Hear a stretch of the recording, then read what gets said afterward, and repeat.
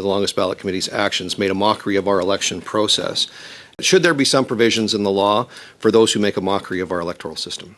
Pages of signatures that did not have a candidate's name at the top of the sheets when the signatures were being collected. Northern Perspective says they submitted that to Elections Canada for review. You mentioned Bill 98 in Quebec, which would make it offense to knowingly disseminate false information, including AI-generated deepfakes. I know this is in its infancy, but you mentioned working with social media companies as well. What happens if a person signs more than one, either accidentally or intentionally? What's the remedy then? Would that candidate be disqualified? This guy's garage. Like and subscribe. Meeting number 7 of the House of Commons Standing Committee on Procedure and House Affairs. Pursuant to Standing Order 108 sub 3, the committee is meeting in public on the actions of the longest ballot committee in recent Canadian elections. I would like to welcome our witnesses. Jean-Pierre Kingsley, who was the Chief Electoral Officer of Canada from 1990 to 2007, and from Electoral Quebec, Jean-François Blanchette, the Chief Electoral Officer of Quebec. Thank you very much, and I think we'll get right to that question, Mr. Kingsley. It's good to see you again. I might be the only one at the table that has been here, and you signed my first writ of return that hangs in my office from the 2006 election, which I think you oversaw. So I want to thank you for your years of service in overseeing elections Canada for as long as you have. I'm sure you've been watching the testimony here. I've advocated several different things. First of all, I thought the government of the day made a mistake in 2017 by not appealing the decision out of the Alberta court that removed the $1,000 bond. If I could just quickly get your thoughts on whether or not, given the shenanigans that have happened since that bond has been removed, do you think that there is enough of a case that could be made to reinstate that bond? I would hesitate to do $1,000, sir. Okay. If it has to be reinstated, it could be somewhere in the hundreds, lower hundreds. Okay. To act as a kind of a natural barrier, but $1,000 becomes substantial. Okay. Well, that was the argument that was made to remove by Mr. Szuchewycz, Kieran Szuchewycz, at the court, and he actually said that he made the case that it's there to protect the election from the integrity of the election from frivolous candidates. I would suggest to you that this is an orchestrated campaign by the longest ballot committee, which appears to be operating in the entirety of a structure of a political party. It's got central, we've heard witnesses here say that it's got central communications. It knows how to play the game. It knows what it's doing, and they're running multiple candidates in one riding. And while you might have mentioned several of the by-elections, they're also doing this during the general election as well. So if we're not going to have the bond, and if you think the bond is not there, what's the number for the number of signatures then? Because I would suggest to you that if it's 100, the government of the day in the last parliament suggested dropping that down to 75. How many is required? How many is sufficient? Is it 250? Because in some places like Nunavut or places where there's a lot of small, remote, rural communities, it might be difficult to get those signatures in an amount of time. So is that the solution? Well, in my view, the solution would be somewhere along the lines of what I recommended. You can only sign once. And in terms of numbers, I thought the number of 100 did not create a problem in most ridings, and in the rural ones, it's 50 that is required. That's right. Yeah. But now if you've got 200 candidates, each with 50 signatures, and we've heard the current electoral officer say that it's hard to even find employees to work elections, how many more staff and how many more resources would it take to cross-reference 200 candidates at 50 to 100 signatures apiece to make sure that they're all individual? That's a lot of bureaucracy, is it not? I agree with you, and that's why I'm saying it should be, you can only sign once. So if you get 100 people who sign one another's documents, that doesn't fly anymore with the recommendations I've made. Okay. And I think you've both intimated that you should only be an official agent. Mr. Blanchette and you, Mr. Kingsley, have both said that you should only be an official agent in one riding. That makes sense to me in terms of a by-election. but should you be allowed to be the official agent in 343 different electoral districts? My answer would be no, So because it's a ridiculous situation. well, yes, but I It's mean, ridiculous. but So you therefore- did. I'm just getting clarification, sir. So- Should you be allowed to be the official agent just one for one candidate and one candidate only for the entirety of the general election, or just for one candidate in a constituency during a general election? The reason I did not elaborate on that is because I do not know what the practices are for political parties. I don't know if political parties favor one agent for a number of candidates, 10, 15. And I said, I'm not going to go there so that I don't make a recommendation of which I do not understand the consequences. But ideally, I would easily have no problem living with only one riding. Okay, Mr. Blanchet? Dans le fond, l'idée, c'est que The idea is that there should be one official agent who has a single candidate per riding, and that would not prevent an official agent from having candidates in other ridings. In Quebec, there are parties that have a single official agent for 125 candidates, but it would be somewhat unusual for a candidate. I'll give the example of the federal level is the same for the Liberals and also for the Conservative Party. That would be unusual. So you wouldn't have that an official agent in Quebec that is represents more than one political party. You can have one single candidate per riding, and so you can be an official agent in a different riding. Out of time, I'll go back to you, Mr. Kingsley. Given I believe that it was a travesty of the election. The longest ballot committee's actions made a mockery of our election process.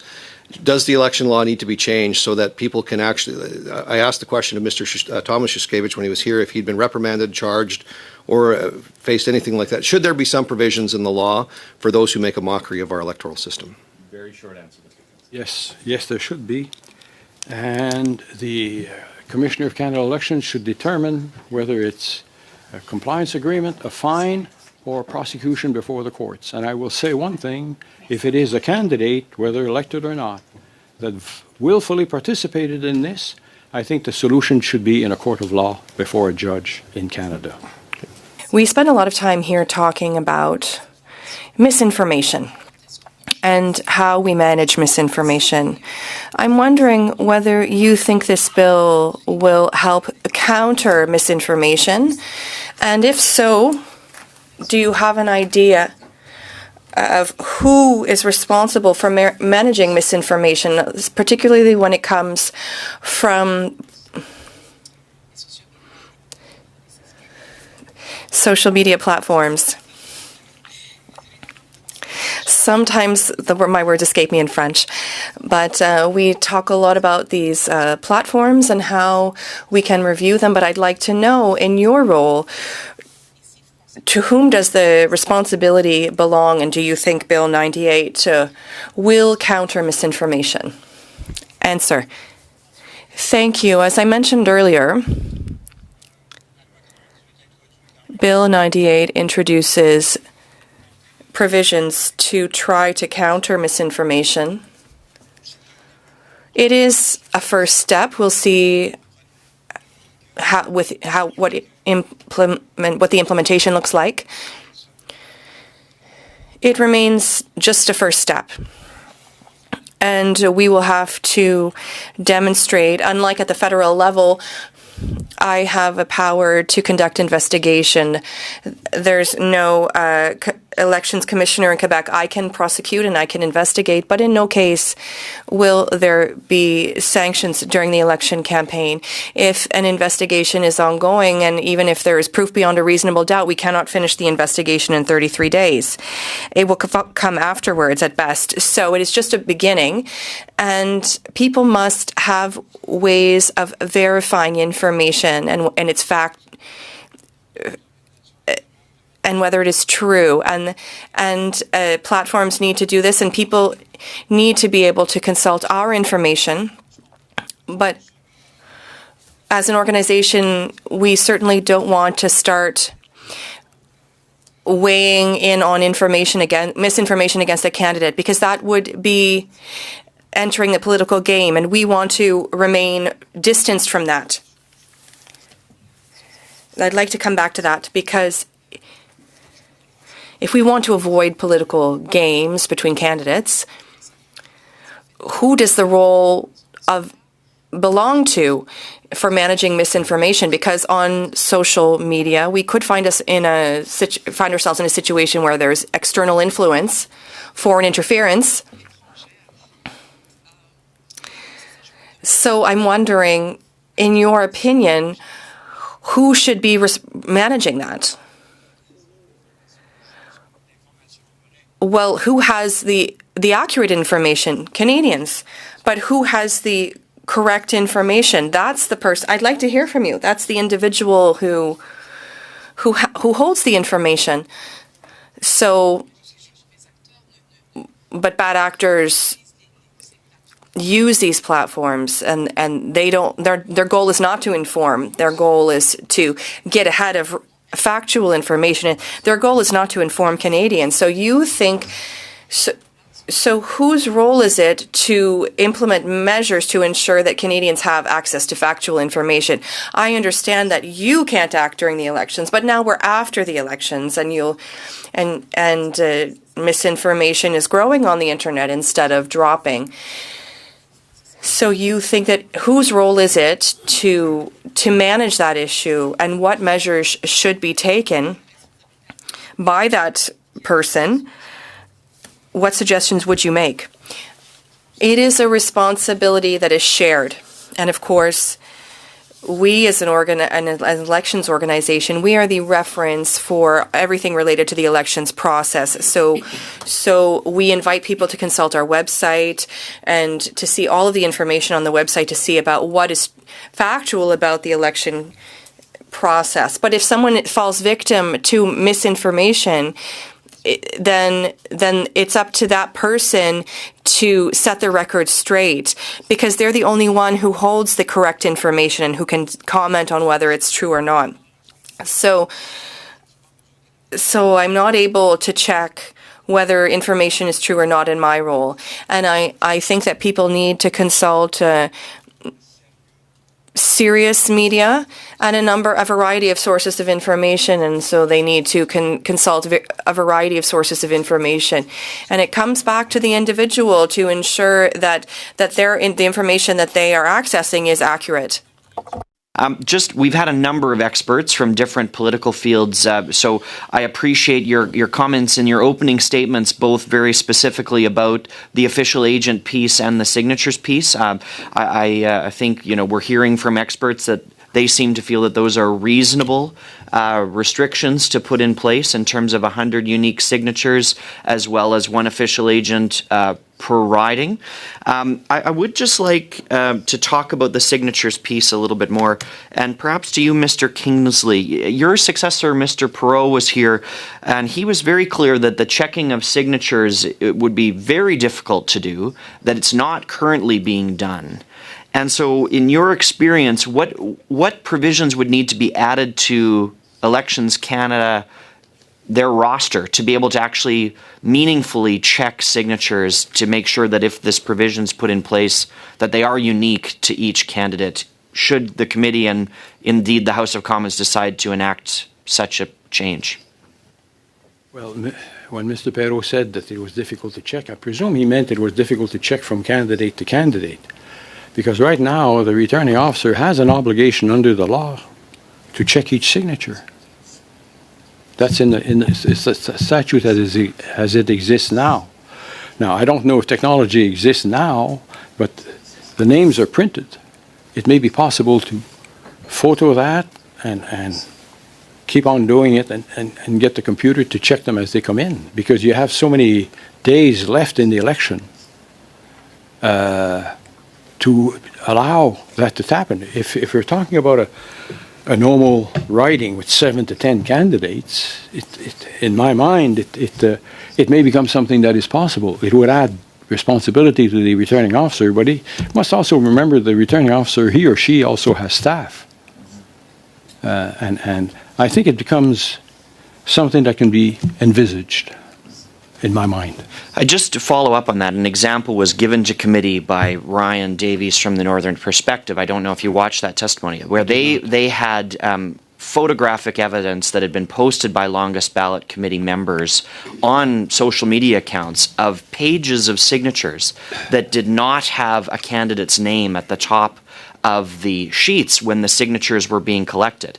Northern Perspective says they submitted that to Elections Canada for review, and Elections Canada said that they had no evidence that any claim or request for a review had been submitted. So I'm just curious to know the mechanism behind the scenes at Elections Canada about how a question mark around signatures would be investigated and could be either legitimized or not if there's a concern. Well, the Chief Electoral Officer has the option of referring matters to the Commissioner if he finds that something is amiss in the process. If it becomes to the stage where remedial action cannot be undertaken to his or her satisfaction, and this is how the accounts of members of Parliament and of candidates are reviewed. They're reviewed by Elections Canada. Difficulties are reviewed and solved between the candidate and Elections Canada, and where they cannot, they're referred to the Commissioner. That's how that refers to. And there were, when I was there was about, if I remember, a couple of hundred references made at every election because it could not be resolved. So you feel quite comfortable if 100 unique signatures as a provision were put in place that Elections Canada would be able to thoroughly vet those 100 unique signatures and ensure that they are in fact unique from candidate to candidate? Well, one thing I will not do is speak for my second successor. But I think it is something that definitely needs to be looked at in terms of the technology that exists, especially as you have said. Another matter which might be possible, I don't know that this one becomes more difficult, would be to expose online the signatures of the people who have agreed to substantiate a candidacy and let ordinary Canadians review that. Interesting. That may be more difficult because of the fact that you're talking about 343 writings or whatever, and getting posted from each returning officer to head office. But, you know, technology is evolving so fast. Thank you very much. Thank you. Facts. So I would like to know, maybe I'll start with you, Mr. Kingsley, how critical you think a free and independent journalism sector is to maintaining that election integrity, and how Elections Canada, and then after that, Monsieur Blanchette, can work with journalism and media to make sure that the right information is getting out there. Certain aspects of that I will leave to Jean-François because of his more immediate. But there was a question earlier about who should be involved in implementing rules about this. And we have an organization called the Canadian Radio and Television Commission in Canada. It regulates broadcast media. Why can they not monitor social media? Why can we not require that social media register with Canada? And if they're foreign-based, there's a part of the Canada Elections Act which is called a third-party regime. And they should have to register as a third-party regime and be limited to the amount of money that they can spend in this country, as well as the veracity of what they transmit as messages. Thank you. Même question? Je trouve intéressant. Same question. I think the answer by Mr. Kingsley was very interesting. I know that the federal level, the people responsible for social media are much more open to working to guarantee that there are agreements signed. But at the provincial level, it's as though social media managers at the large companies don't really assign importance to provincial and municipal elections. So we have a challenge on that issue. We need to counter with the social media stakeholders to ensure that they support this, but it's a question of funding. And it will depend on what happens on our side of the border when it comes to social media openly supporting candidates. So it's difficult to work on and to have the last word with these platforms. Thank you. To talk to you because you mentioned Bill 98 in Quebec, which would make it offense to knowingly disseminate false information, including AI-generated deepfakes. I know this is in its infancy, but you mentioned working with social media companies as well. How can we strike that balance? Because I also know in the same legislation there are exemptions for satire, for parody, which is, preserves our freedom of expression. So how can we, as a government, if we're looking into things that would protect freedom of expression while also stopping, misinformation from being used with AI or deepfakes? Encore une fois, Once again, Mr. Kingsley spoke about, from the moment that a message is controlled by AI, that the author should be identified. If it's satire, I understand that it can pass, but that we can't prevent comedians from, they have freedom of expression. We can't limit that. However, if it's not humor and people are truly seeking to provide misinformation systematically, and it is clearly the objective, then voters can complain and there will be an investigation. If, once again, we are able to establish beyond a reasonable doubt that the person is voluntarily doing this, then there will be sanctions. But it's not a perfect solution, and we're at the very beginning as well. And I'll compare it to an IT virus. When there were always antiviruses to counter them, we have to be trust in our organizations, and AI will harm, but it will also help in some cases to fight against misinformation. Sure. We're talking about a possible amendment to the Canada Elections Act requiring 100 unique signatures for any serious candidate. Seems like a reasonable change, but I have a question about how that might work out in reality. And Mr. Kingsley, you had said that you would prefer a form where a person signing would have to declare specifically that this is the only form that they have signed. I think that you had said that, right? So that they've only signed for one candidate.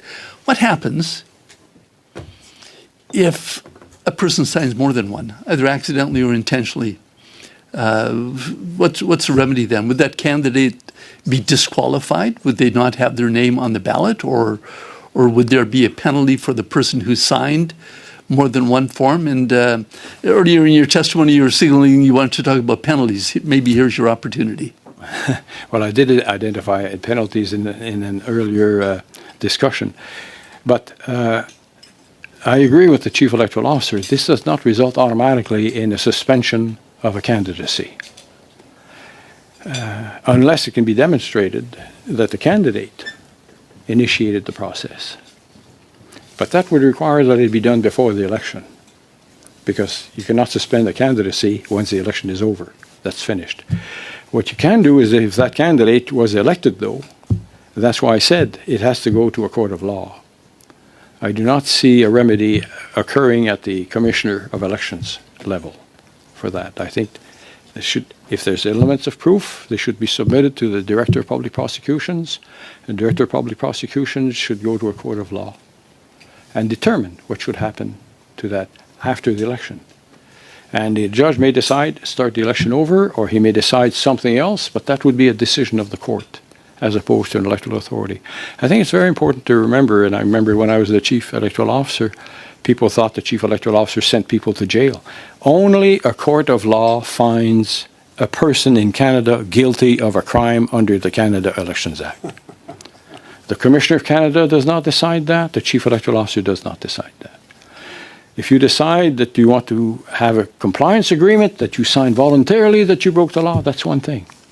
You don't have a criminal record when you do that. If you're ascribed a fine by the commissioner and you decide to pay the fine, you're still not guilty of a crime. You've admitted that you broke the law. But these are very important nuances. But that's why my suggestion that if it's possible to ascertain before the election if people signed more than once, okay, it will occur, no matter what you put on that form. What that form is meant to do is to, the way I described it, is to appeal to the reasonableness of Canadians, which is an outstanding value in Canada, which Canadians have, which many other countries don't have in their citizenship. It's to underline that. If it happened, did it occur because the person is innocent, is in thought, not thoughtful? It may, and if that's determined, that may well be the end of the story. And the Commissioner can very well make that decision. Thank you. There was a case, and reference was made to it in Alberta in 2017, where the same people who are behind the longest ballot initiative in the last couple of elections were the plaintiffs.